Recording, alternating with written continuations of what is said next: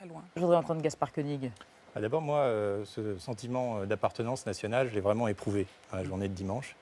Ça ne m'était jamais arrivé en 30 ans. C'est la première fois, c'est l'expérience personnelle, mais c'est la première fois de ma vie que je sors un drapeau français.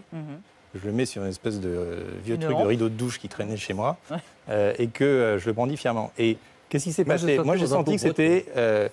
Michelet appelait ça, Michelet parlait de l'âme de la foule dans les journées révolutionnaires. J'avais toujours considéré ça avec une certaine moquerie.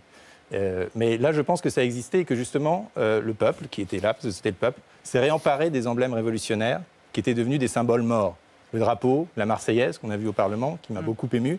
Et ces symboles-là, finalement, on les a ôtés des mains des nationalistes. C'est pour ça que je pense que tout ça devrait, en fait, beaucoup nuire au Front National. Parce qu'on a vu que finalement, ce drapeau, c'est plus le drapeau de la terre, de la patrie. C'est le drapeau de la nation au sens de la nation révolutionnaire, de la nation qui réclame cette liberté d'expression. Et entendre chanter par une foule liberté d'expression, honnêtement, c'est la première fois que j'entends dans une manif française, parce qu'il y a un projet commun. Liberté, parce que toutes les et on a retrouvé notre projet commun, c'était le projet de 1789. Ça, j'ai trouvé ça. C'est pas du tout très innovant.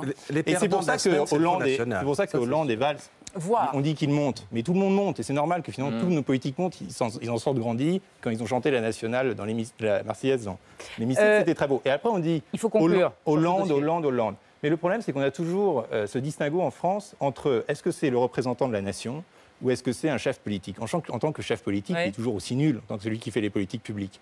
On en fait le représentant de la nation. Un jour, il va falloir choisir, parce que tous nos mots viennent de cette confusion. Alors faisons vraiment un père de la nation à l'allemande.